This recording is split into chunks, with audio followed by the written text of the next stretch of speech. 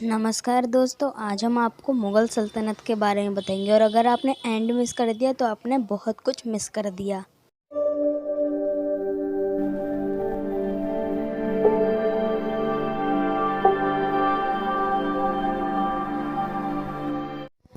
भारत में खून खराबे के साथ शुरुआत हुई थी मुग़लों की हुकूमत की। ये दृश्य था 1526 में हुई पानीपत की लड़ाई का, जब अपने ही देश के राजाओं ने अपने पड़ोसी राजा को हराने के लिए मुग़ल शासक बाबर को न्योता भेजा था, जिस न्योते को बाबर ने स्वीकार कर लिया और कर दी जंग की शुरुआत इब्राहिम लोदी के खिलाफ। यही वो दौर था जब भारत के लोगों ने एक असली तोप देखी थी और उस समय ऐसे आधुनिक हथियारों की वजह से इब्राहिम लोदी हार गया और बाबर जीत गया। लेकिन ये पहली बार नहीं था जब बाबर ने भारत के किसी राज्य पर हमला किया था, बल्कि पहले ही बाबर ने भारत के 4 राज्यों पर कब्जा कर लिया था। लेकिन दिल्ली के तख्त पर कब्जा करने के बाद सारा भारत बाबर की मुट्ठी में आ गया था और यहाँ से शुरुआत हुई थी भारत में मुग़लों के शासन की। बाबर उर्फ उस्ताद अली कुली, चंगेज़ खान और तैमूर का मंगोल वंशज में से एक, इन्हें दुनिया का सबसे खतरनाक और क्रूर राजा कहा जाता था। ये बचपन से ही बहुत पराक्रमी थे और 12 साल की उम्र में अपने पिता की गद्दी संभाल रहे थे और 23 साल की उम्र तक इन्होंने काबुल और अफ़गानिस्तान पर फतह हासिल कर ली थी। इसके साथ उन्हें काफ़ी दरियादिल कहा जाता था। इसी दरियादिली ने उन्हें एक नाम दिलाया कलंदर। इसके बाद 1530 में किसी बीमारी से उनकी मृत्यु हो गई। इसके बाद दिल्ली के तख्त की जिम्मेदारी उनके बड़े बेटे हुमायूं के कंधों पर आ गई। उनके 3 और छोटे भाई थे जिन्हें उसने कुछ राज्य दे दिए, लेकिन उनके भाइयों ने उनके खिलाफ जंग छेड़ दी। इसी वजह से हुमायूं पर 2 ऐसे जानलेवा हमले हुए कि उन्हें भारत छोड़कर जाना पड़ा था, जिनमें से एक था जौनसा की लड़ाई, जिसमें वो शेरशाह से बुरी तरह हारे और उन्हें भारत छोड़कर सिंध में वेश बदलकर रहना पड़ा था। इसी बीच उनकी शादी हमीदा बानो से हुई और दोनों का एक बेटा हुआ मोहम्मद जलालुद्दीन अकबर।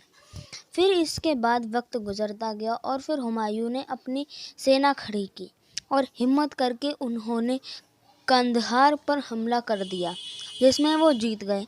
इसके बाद उन्होंने लाहौर और फिर दिल्ली पर विजय प्राप्त की।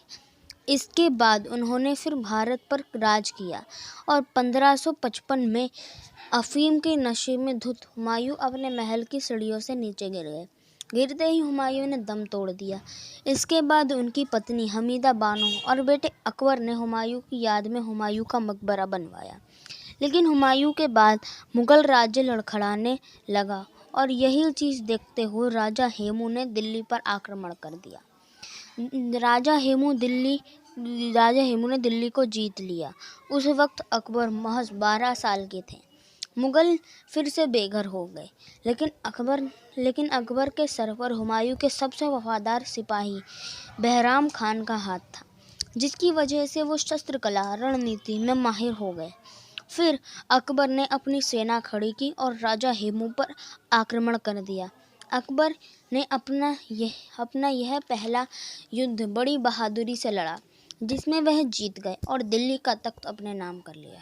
अकबर बड़े न्यायप्रिय और अच्छे राजा बने, जिन्होंने सभी धर्मों को सम्मान दिया था, जो बिना धर्म का भेदभाव किए फैसला करते थे। इनका यही अंदाज सारी प्रजा को पसंद था। इनके दरबार में कई हिंदू राजा थे। एक नाम तो बहुत चर्चा में भी है, बीरबल। इन्होंने एक नए धर्म की स्थापना भी की थी, जिसका नाम था ज़िल-ए-इलाही, जिसमें सभी धर्मों के लोग आ सकते थे। लेकिन यह धर्म ज़्यादा प्रचलित नहीं हुआ। इसके बाद सन 1605 में अकबर की मृत्यु हो गई। इसके बाद उनका एकलौता बेटा सलीम राजा बना, लेकिन अकबर और सलीम के रिश्ते ठीक नहीं थे। अकबर को सलीम का अय्याश मिजाज पसंद नहीं था और सलीम को उनके पिता द्वारा दिया गया नाम सलीम जो कि अकबर ने एक संत के नाम पर रखा था। राजा बनते ही सलीम ने अपना नाम सलीम से जहांगीर रख लिया। जहांगीर भी अपने पिता की ही तरह एक धर्मनिष्पक्ष और न्यायप्रिय राजा थे, जिन्होंने अपनी प्रजा के लिए घंटी बनवाई थी, जिसे लोग बजाकर मदद की गुहार लगाते थे। वो काफ़ी रंगीन मिजाज के थे, इसलिए उन्होंने 20 शादियाँ की थी। उनसे उन्हें काफ़ी सारे पुत्र मिले, लेकिन हर पुत्र किसी न किसी बीमारी के कारण मर गए। सिर्फ केवल एक पुत्र बचा, जिसका नाम था शाहजहां।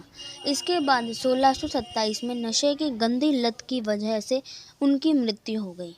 इसके बाद शासन आया शाहजहां का। यही वो काल था जहां आर्किटेक्चर ने एक नया मोड़ लिया, और यही वो काल था जब भारत फाइनेंशियली ग्रो होने लगा था। शाहजहां ने अपनी पत्नी के लिए एक महल बनवाया था, जिसे आज ताजमहल के नाम से जाना जाता है। उन्होंने अपने अंतिम दिनों में उन्होंने सारा राजपाट अपने बड़े बेटे दारा शिकोह को दे दिया। ये बात उनके तीसरे बेटे औरंगजेब को पसंद नहीं आई, इसलिए उसने दारा शिकोह पर हमला कर दिया। यही वो लड़ाई थी जिस पर भारत का भविष्य टिका हुआ था, और जिसका डर था वही हुआ। दारा शिकोह हार गया और शुरुआत हुई औरंगजेब के शासन की। राजा बनते ही उसने अपने पिता शाहजहां को कारागार में डाल दिया। दारा शिकोह को मारकर उसने उसका कटा हुआ सर अपने पिता को दिखाया, और जले पर नमक छिड़कने के लिए उसने कहा, देखो, ये है आपका चुना हुआ राजा। इसके बाद शुरुआत हुई मुगलों की सबसे बेरहम दौर की, जहाँ कई हिंदुओं को ना चाहते हुए इस्लाम को कबूल करना पड़ा था। इसके बाद सन 1707 में औरंगजेब की मृत्यु हो गई। इसके बाद मुगल काल लड़खड़ाने लगा, और मुगल काल का अंतिम शासक बहादुर शाह जफ़र, जिसने 1857 में अंग्रेज़ों के खिलाफ हुई लड़ाई में काफ़ी योगदान दिया, और वे शहीद हो गए। इसके साथ मुगल काल का भी अंत हो गया। अगर आपको वीडियो अच्छा लगा हो तो लाइक कीजिए, शेयर कीजिए एंड हमारे चैनल को सब्सक्राइब कीजिए। मिलते हैं ऐसी किसी नई वीडियो के साथ में, तब तक के लिए बाय बाय।